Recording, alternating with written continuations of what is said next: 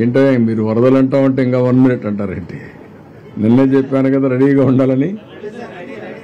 Okay, అందరికీ నమస్కారాలు. నేను ముందు చెప్పినట్టు ఈరోజు నేను ఆకస్మిక తనిఖీ మీద వార్డ్ నెంబర్ 40, 42, 45 అక్కడి నుంచి Jakkampudi, YSR colony, Kabela Bazar, Ambapuram FCI colony, Andhra Prabha colony, Kandriga Bazar, Payakapuram, పైపుల రోడ్డు, రాజరాజేశ్వరిపేట, నందమూరి నగర్, నున్న, వాంబే కాలనీలో కొన్ని ప్రాంతాలు తిరిగాను.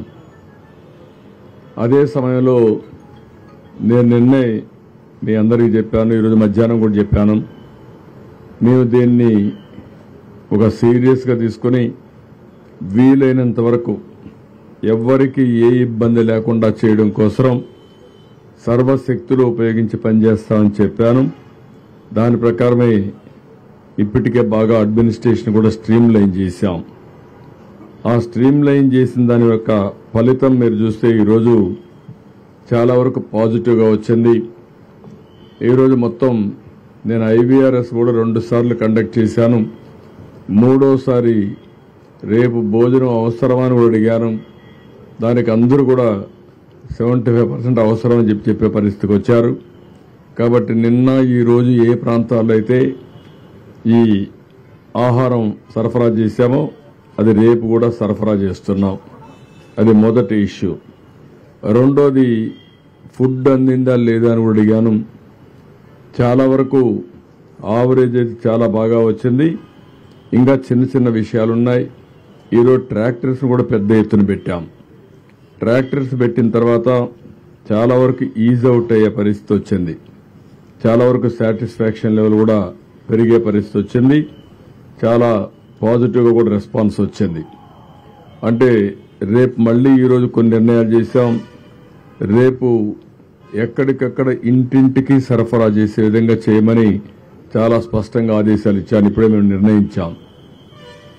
ఎవరైతే సచివాలయంలో ఉండే స్టాఫ్, అక్కడుండే వాలంటీర్స్, అక్కడుండే పొలిటికల్ యాక్టివిస్టులు ఎవరైతే ముందుకు వస్తారో వాళ్ళు కానీ, సోషల్ యాక్టివిస్ట్ కానీ, ఆ ప్రాంతంలో ఉండే యువత కానీ, వీళ్ళందరూ కలిసి ఇంటింటికి ఈ యొక్క ఆహారం ఇవ్వడం, మంచినీళ్ళు ఇవ్వడం, మేము ఇచ్చేటువంటి ఒక అరటి పండ్లు కానీ, లేకపోతే ఈ బిస్కెట్స్ కానీ, మిల్క్ కానీ, ఇవన్నీ క్లియర్గా అందజేయాలని చెప్పి నిర్ణయించాం.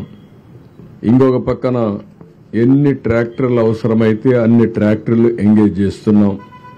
ఎక్కడన్నా ట్రాక్టర్ పోలేకపోతే చిన్న వెహికల్స్ పెట్టుకుంటున్నాం.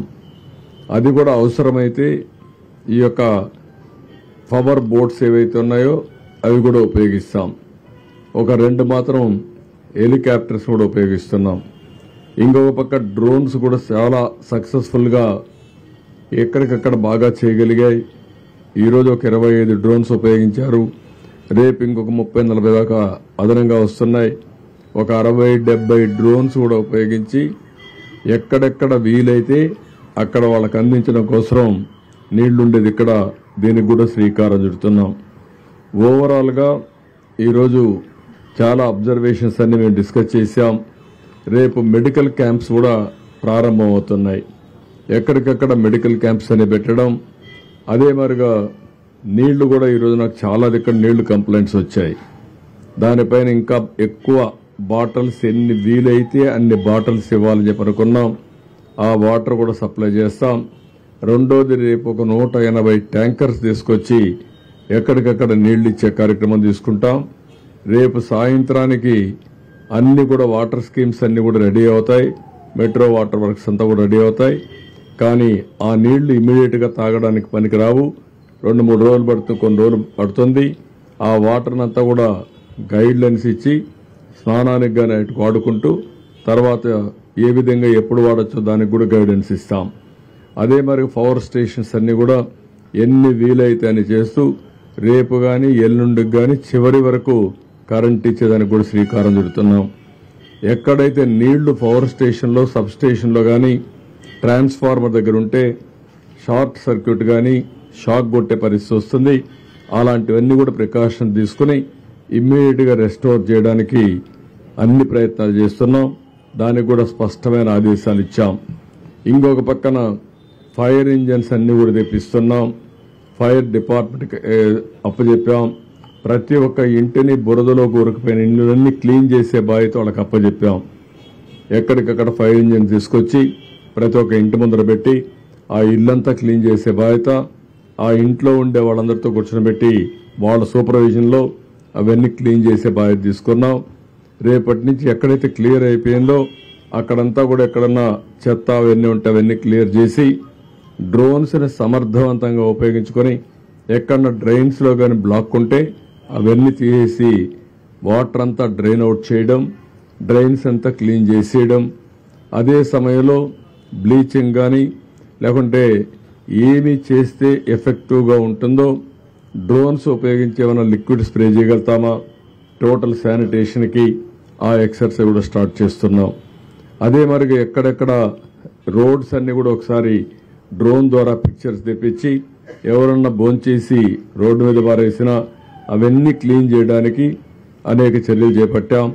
దాన్ని కూడా సాయంత్రానికి మళ్ళా అనలైజ్ చేసుకొని ఎక్కడ కూడా రోడ్డు మీద తిని పారేసిన ఇది కానీ కాగితాలు కానీ ఏమీ లేకుండా చాలా క్లీన్గా పెట్టడం కోసం ఆలోచిస్తున్నాం. అదే మరి ఎక్కడన్నా డెడ్ బాడీస్ మిస్ అయి ఉంటే ఆ డెడ్ బాడీస్ తీసుకొచ్చి పోస్ట్ మార్టం చేసి ఆ కుటుంబ సభ్యులకు అప్పజెప్పే బాధ్యత.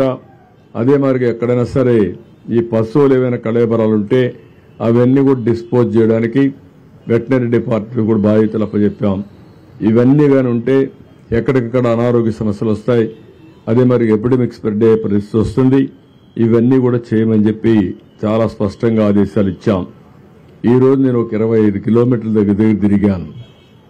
తిరిగిన తర్వాత చాలా వరకు మీరు చూస్తే ఒక హ్యూమన్ స్టోరీస్ కూడా ఓసారి ఒక కష్టం ఏ విధంగా తెస్తుందని ఆలోచించినప్పుడు నేను ఒక ప్రాంతానికి వెళ్తే అంబాపురం వెళ్తే అక్కడ నన్ను వచ్చి అడిగింది ఫుడ్ పాకెట్స్ పంపించారు. నిన్నటి నుంచి మా పిల్లలకు మంచినీళ్లు ఇవ్వలేకపోతున్నాం కాబట్టి ఆ మంచినీళ్లు పంపించమనే పరిస్థితికి వచ్చారు. అవి చూసినప్పుడు చాలా బాధేస్తుంది. అంటే పిల్లలకు మంచినీళ్లు ఇవ్వలేకపోయే పరిస్థితి వచ్చినప్పుడు పేరెంట్స్ ఎంత బాధపడుతున్నారో దీన్ని బట్టి అర్థమవుతుంది. ఆ విషయం మా వాళ్ళతో షేర్ చేశాను. ఈ రోజు కొంతవరకు మీరు అక్కడక్కడ లాస్ట్ మైల్లో పోలేకపోయినా రేపు ఎల్లుండి లోపల లాస్ట్ మైల్లో కూడా ఇవ్వాలని చెప్పి చాలా స్పష్టంగా ఆదేశాలు ఇచ్చాం. రెండోది సబ్ లేన్స్, ఇంకొక పక్కన స్కాటర్డ్ హౌసెస్, ఇంకొక పక్కన మల్టీ స్టోర్డ్ బిల్డింగ్స్. ఇక్కడ ఫుడ్ పాకెట్స్ రాలేదని కంప్లైంట్ ఇచ్చారు. ఆ కంప్లైంట్స్ అని కూడా మా వాళ్ళకి చెప్పాను. అక్కడ కూడా ఎట్టి పరిస్థితిలో మీరు నేను చెప్పిన ఈ స్టాఫ్ను పెట్టుకొని అవసరమైతే కొన్ని సచివాలయాల్లో మనకు మనుషులు లేకపోతే రెగ్యులర్ పేమెంట్ ఇచ్చి ఎంగేజ్ చేసుకోండి, వాళ్ళ డబ్బులు పే చేస్తాం. కానీ ఎక్కడ కూడా ఒక్క వ్యక్తి కూడా మిస్ కాకుండా భోజనం మార్నింగ్ బ్రేక్ఫాస్ట్ నుంచి భోజనం కానీ ఇవన్నీ అందే బాధ్యత తీసుకోమని చెప్పి చాలా స్పష్టంగా చెప్పాను.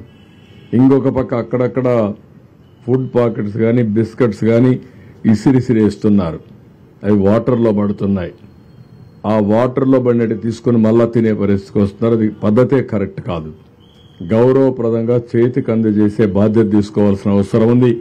అందరికీ ఒకటే చెప్తున్నా, ఎక్కడ మీరు ఈ ఫుడ్ తీసుకుపోతే ఏదైనా సరే పళ్ళు కానీ బిస్కెట్స్ కానీ ఫుడ్ కానీ పాలు కానీ నీళ్లు కానీ చేతికి ఇచ్చే పద్ధతి నేర్చుకోండి.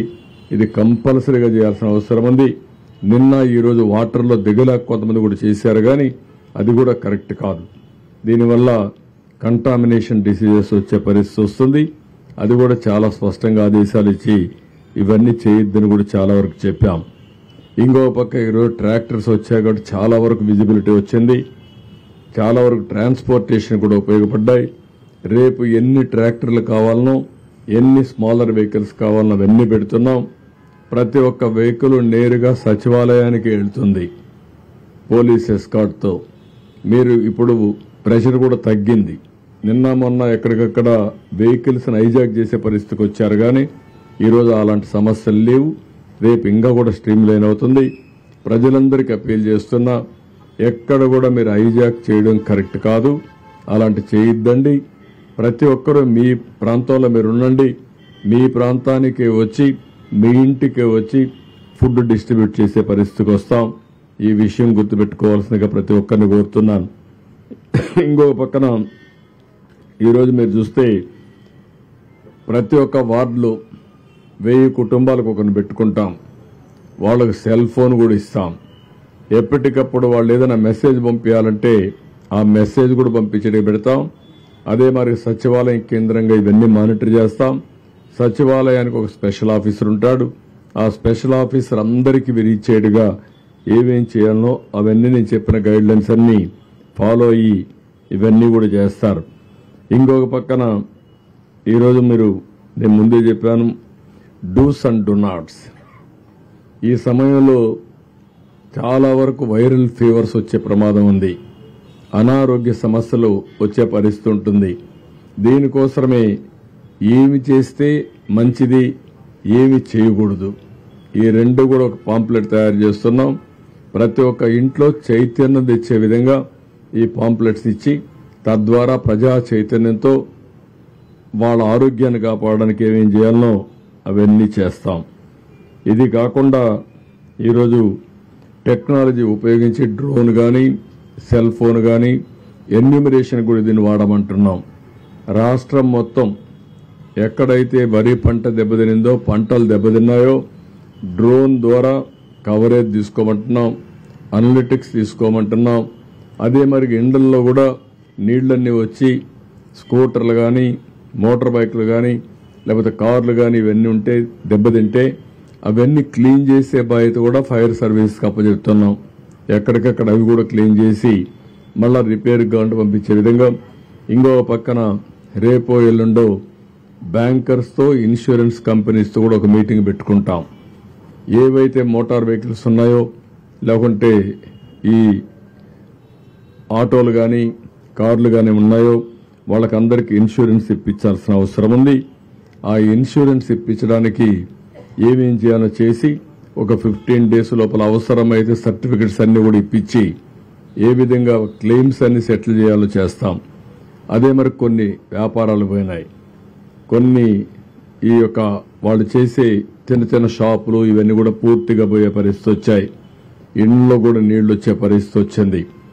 3 రోజులుగా ఎవరికి ఏ పని లేకుండా ఇబ్బంది పడుతున్నారు. ఇవన్నీ అనలైజ్ చేసి ఏ విధంగా వీళ్ళందరికీ సహాయం చేయగలుగుతామో అవి కూడా ఆలోచిస్తున్నాం. ప్రతి ఒక్క కుటుంబంలో కూడా ప్రతి ఒక్క వ్యక్తి నష్టపోయారు. ఆ నష్టపోయిన దానికి ఏమేం చేయాలనో అవన్నీ కూడా చేస్తాం. ఈ రిలీఫ్ ఇవ్వడానికి న్యూ గైడ్ లైన్స్ కూడా డిస్కస్ చేస్తున్నాం. రేపు అవన్నీ కూడా ఫైనలైజ్ చేసి ఇది టీంతో ఎన్యూమరేషన్ కూడా పూర్తి చేసి అదే మరి టోటల్గా రీహాబిలిటేషన్ కూడా పూర్తి అయిన తర్వాతనే ఇక్కడుండే అధికార యంత్రాంగం అంతా కూడా మళ్ళీ నెక్స్ట్ యాక్టివిటీకి వెళ్తాం. అంతవరకు వీలైనంత వరకు ఇది పూర్తి చేస్తామని చెప్పి కూడా నేను మీకు తెలియజేస్తున్నా. ఇది బ్రాడ్గా ఈరోజు మేము డిస్కస్ చేసుకున్నది. ఇవి ఎప్పటికప్పుడు రేపటికి కూడా మళ్ళీ ఒకసారి ఒక ఆలోచన వస్తుంది. ఎప్పటికప్పుడు అందరు ఆలోచనలు తీసుకొని సమర్థవంతంగా పనిచేయడం కోసం ఇప్పుడు బుడమేరు ఉంది, అక్కడ వాటర్ కూడా ఈ సింగనగర్ రాకుండా నేరుగా కొల్లేరు లేకపోతే వీటీపీఎస్ నుంచి కృష్ణానదికి వచ్చేదానికి అక్కడుండే అడ్డంకులను కూడా తొలగించి తొందరలోనే పూర్తి చేస్తాం. అదే మరిగా ఇక్కడ కృష్ణ లంకలో ఏవైతే ఆ గోడ కూడా ఉంది దానికి కూడా ఒక టార్గెట్ పెట్టుకుంటాం. నీళ్లన్నీ వచ్చే నీళ్లను లిఫ్ట్ కూడా చేయమన్నాం. ఇంకా లెవెల్ తగ్గితే ఈ నీళ్లు కూడా రిసీడ్ అవుతాయి. ఏవైతే ఇక్కడి నుంచి వాటరు కృష్ణా నదిలోకి వదిలిపెట్టారో ఆ డ్రైన్ వాటర్ అంతా ఒక్కొక్కసారి రివర్స్ వస్తూ ఉంది. ఆ లాక్స్ కూడా కొంతవరకు సరిగా లేవని చెప్పి అన్నారు. అవన్నీ కూడా ఏం చేయాలనో అవన్నీ కూడా రిపేర్ చేయించడం కానీ ఆ సిస్టాన్ని బిల్డప్ చేసే విధంగా ముందుకు పోతాం. ప్రతి ఒక్కరి ఇక్కడ మైన్యూట్ డీటెయిల్స్కి వెళ్తున్నాం. చాలా సిస్టమేటిక్గా మళ్ళీ ఈ సిటీకి ఇలాంటి జరగకుండా ఉండడం కోసం ఏమేం చేయాలని అవన్నీ వెళ్తున్నాం. ఫ్లడ్ వాటర్ మేనేజ్మెంట్ సిస్టానికి కూడా సిటీలో ఒక ప్రాజెక్ట్ అప్పుడు చేశాం. అది కూడా ఎల్ఎన్టీ చేశారు. మధ్యలో ఆగిపోయింది. వీళ్ళు వస్తానే ఆపేసే పరిస్థితికి వచ్చారు. మళ్ళా దాన్ని కూడా పూర్తి చేపిస్తాం. ఇలాంటి ప్రతి ఒక్కటి కూడా అనలైజ్ చేసుకుని ఏమేం చేస్తే ఇవన్నీ సెట్ అవుతాయో అన్ని చేయడం కోసం ఒక సమీక్షల్లో కూడా క్లియర్ కట్ యాక్షన్ ప్రోగ్రామ్ పెట్టుకొని ముందుకు పోతున్నాం. వీళ్ళని తొందరలో అన్ని పూర్తి చేస్తాం. This is in brief.